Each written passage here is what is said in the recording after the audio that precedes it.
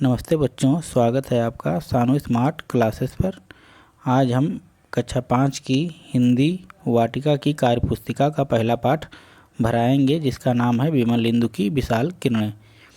तो पहला सवाल है, पंक्ति को पूरा करिए। तो जैसे लिखा है, विमल इंदु की विशाल किरणें भरना है, फिर प्रकाश तेरा बता रही हैं। इस तरह भरते चलिए मेरे साथ।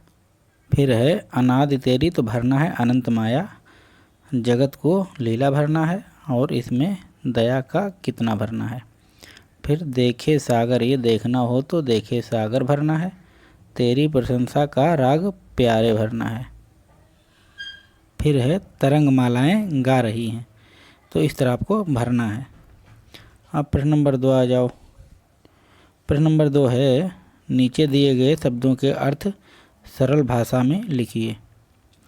तो सरल भाषा में लिखना है, जैसे विमल का स्वच्छ होता है, उसी तरह इंदु का चंद्रमा होता है, जगत का संसार, अनादि का जिसका कोई आरंभ न हो, अनंत का असीमित।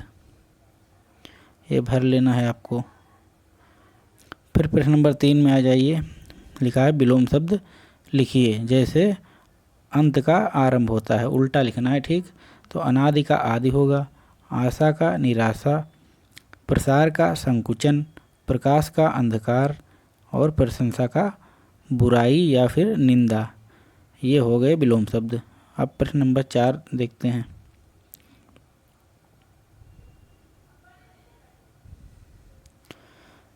देखो, प्रश्न नंबर 4 में है, वर्तनी को शुद्ध करिए। जैसे जैसे इसमें लिखा है दया निधि, तो दया निधि नहीं होता है, दया निधि होता है, छोटी की मात्रा लगेगी धा के ऊपर। इसी तरह बीमल का हो जाएगा बीमल, पुकार का पुकार, अनादि का अनादि और नदियाँ का नदियाँ, धुन का धुन। अब प्रश्न नंबर 5 है, समानार्थी शब्दों का मिलान करिए। तो देखो, जैसे इंदु का चंद्रमा से मिलान हुआ है, इसी तरह से प्रकाश का समानार्थी उजाला है, जगत का संसार है, तरंग का लहर से है और सागर का समुद्र से है।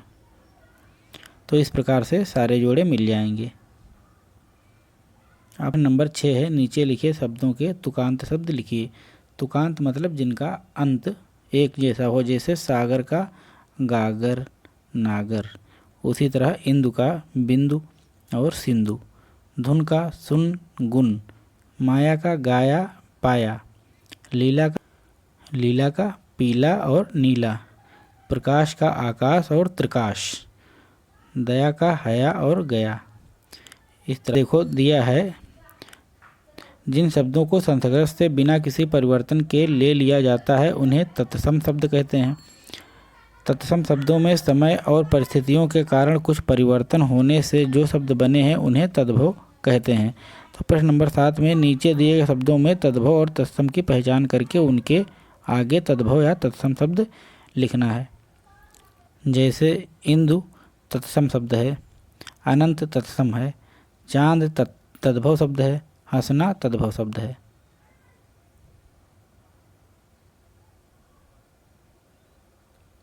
अब देखिए चंद्रबिंदु, इस तरह चंद्रबिंदु बनता है।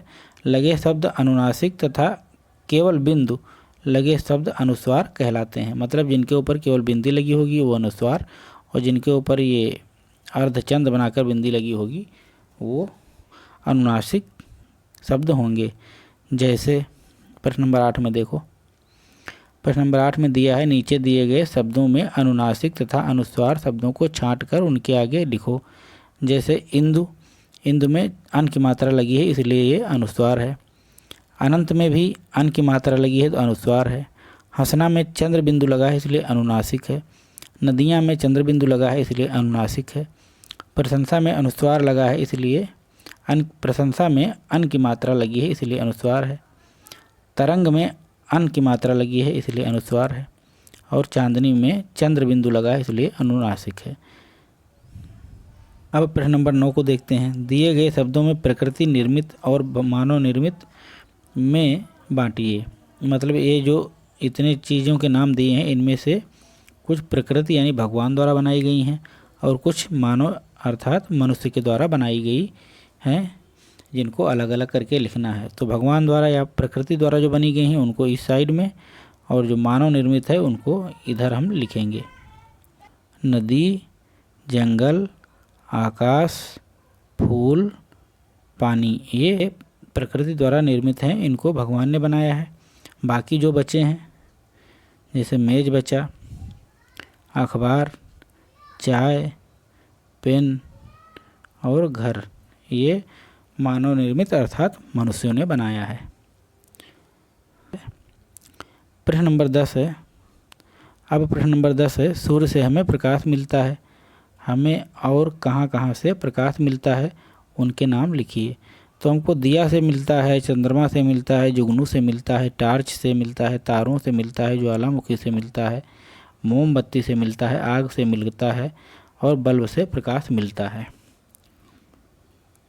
फिर प्रश्न नंबर 11 है, शब्दों का खेल है। जैसे तरंगमाला लिखा है तो तरंग में 3 शब्द बन सकते हैं, एक तरंग, एक रंग, एक माला। यहाँ से शब्द आपस में, यहाँ ये शब्द आपस में छिपे हैं। नीचे दिए गए शब्द में आप छिपे हुए शब्दों को ढूंढिए। तो जैसे ताजमहल दिया है तो पहला शब्द हो जाएगा ताज, फिर महल, फिर हो जाएगा हल। इस प्रकार से हम शब्दों को ढूंढकर लिखेंगे। तो प्रश्न नंबर 11 इस पाठ का आखिरी प्रश्न था।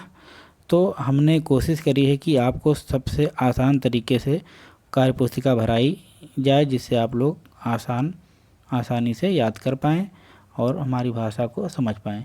यदि आपको हमारा वीडियो अच्छा लगा हो तो वीडियो को लाइक करके शेयर करें और चैनल को सब्सक्राइब कर लें हमारे।